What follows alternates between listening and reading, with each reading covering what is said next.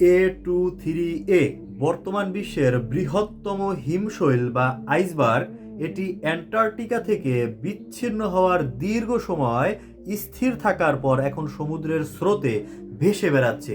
এর বিশালতা এবং সাম্প্রতিক গতিবিধি বিজ্ঞানীদের মধ্যে ব্যাপক কৌতূহল সৃষ্টি করেছে। এটি প্রায় 4000 বর্গ কিলোমিটার এলাকা জুড়ে বিস্তৃত।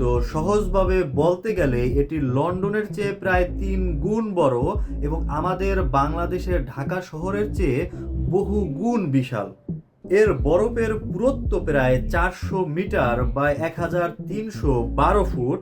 1986 সালে এটি প্রথম অ্যান্টার্কটিকার ফিলচনার রোল আইস শেলফ থেকে বিচ্ছিন্ন হয়।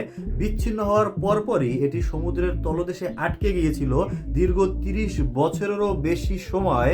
ওয়েলডেল সাগরের তলদেশে একটি বরফ দ্বীপ হিসাবে স্থির ছিল।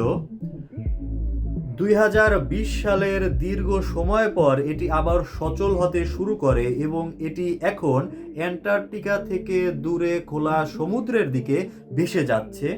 এটি বর্তমানে আইসবার্গ অ্যালি নামক একটি পথ দিয়ে দক্ষিণ আটলান্টিক মহাসাগরের দিকে এগোচ্ছে। এর গতিবিধি নিয়ে উদ্বেগের বেশ কিছু কারণ রয়েছে। এটি যদি দক্ষিণ জর্জিয়ার দ্বীপের কাছে গিয়ে আটকে যায় তবে সেখানে থাকা হাজার হাজার পেঙ্গুইন এবং সিলের খাবার সংগ্রহের পথ বন্ধ হয়ে যেতে পারে।